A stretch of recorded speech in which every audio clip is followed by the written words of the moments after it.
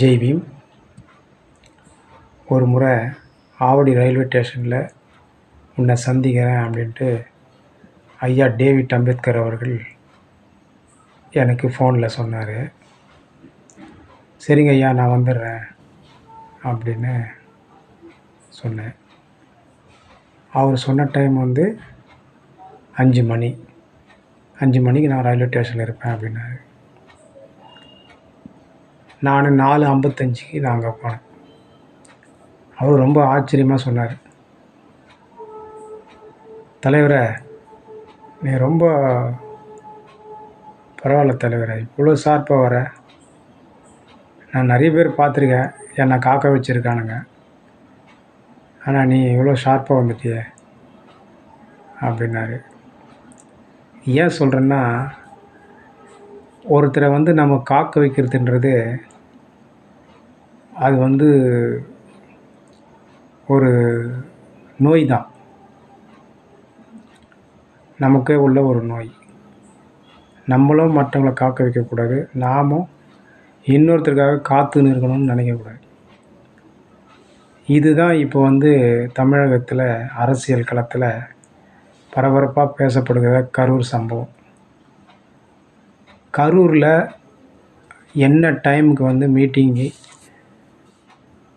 Fix பண்ணாங்களோ அந்த மீட்டிங்கை தாண்டி 7 ஹவர்ஸ்க்கு மேலே தள்ளி தான் அந்த மீட்டிங்கில் அவர் வராரு, விஜய் அவர்கள்.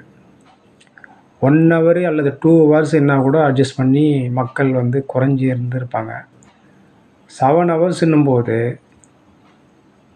அந்த இடத்துல ஒரு கூட்டம் சேர்ந்துக்கினே இருக்குது. ஈவினிங் வேலைக்கு போயிட்டு திரும்பி இருக்கிறவங்கலாம் சரி இங்கே வந்துடுறாரு விஜய் வராரு பார்த்துட்டு போகலான்னு எல்லாம் பஸ்ஸை விட்டு இறங்கி எல்லாம் அங்கே நிற்கிறாங்க, கூட அந்த கூட்டத்தோடு சேர்ந்து வர்றாங்க.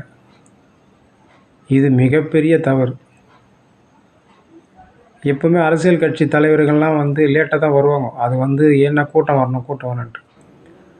நானும் ஒரு முறை திருவண்ணாமலை டிஸ்ட்ரிக்ட் செய்யாறு தாலுக்கா ஒரு சோழவரம் கிராமத்தில் நிற்கிற எம்ஜிஆர் வராருன்னு சொல்கிறாங்க. காலையில் 10 மணிக்கிலிருந்து நிற்கிறாங்க, சாயந்தரம் 5 மணி தான் எம்ஜிஆர் வராரு. அந்த பக்கமாக காரில் வராரு, கிளாஸை ஓப்பன் பண்ணிவிட்டு கையெழுத்து கும்பிட்டு போகிறாரு. ஸோ இது என்னடான்னா அவர் ரோட்டில் அப்படியே வராரு. அப்போ லேசாக மழை பெஞ்சுன்னு இருக்குது. இப்படி எம்ஜிஆர் வரும்போது அந்த டைம் பார்த்திங்கன்னா ஈவினிங் ஆயிடுச்சு. ஆனால் அவர் ரோட் ஷோலாம் நடத்தலை, அப்படியே ரோட்டில் போகிறாரு, எங்கெங்கே நிற்கிறாங்களோ ஸ்டாப் பண்ணி பார்த்துட்டு போயினாரு. அந்த டைமில் ரோட் ஷோன்ற இதெல்லாம் ரொம்ப கிடையாது. ஸோ இந்த மாதிரி அரசியல் தலைவர்கள் லேட் பண்ணுறதுக்கான காரணம் மக்களை சேர்க்கணும், நம்ம வரும்போது மக்கள் கூட்டமாக இருக்கணும் அப்படின்ற ஒரு எதிர்பார்ப்பு இருக்குது. ஆனால் ஏற்கனவே மக்கள் கூட்டமாக தான் இருக்கிறாங்க, ஏன் நம்ம லேட் பண்ணோம் அப்படின்ட்டு நம்ம நினச்சிட்டாவே போகலாம். ஆகவே இந்த சம்பவம் மெயினான ரீசன் இது ஒன்று. அதுக்கடுத்து ஆளுங்கட்சியோ போலீஸ் துறையோ என்ன செய்தார்கள் அப்படின்றது ஒரு விவாதத்துக்குரியது, ஆய்வுக்குரியது, அதுவும் ஒரு கருத்தில் கொள்ள வேண்டிய ஒன்று தான். ஸோ இன்றைய அரசியல் களம் என்பது ஒரு ரொம்ப சிக்கலாகவும் புரிந்து கொள்ள முடியாததாகவும் உள்ளது.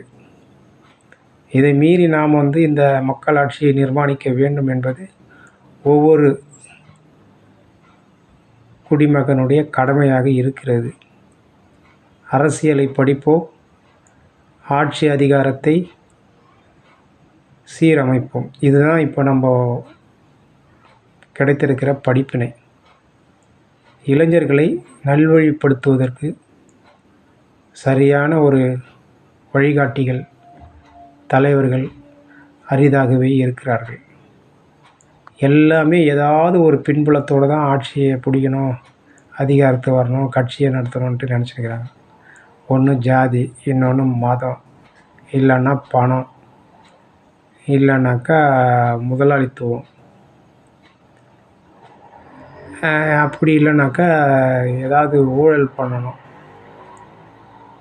இப்படியே மாறி மாறி போயின்னு இருக்குது. ஸோ இந்திய அரசியலும் தமிழக அரசியலும் ஒரு நெருக்கடியில் தான் இருக்குது. தொடர்ந்து சந்திப்போம். நன்றி. ஜெய் பீம்.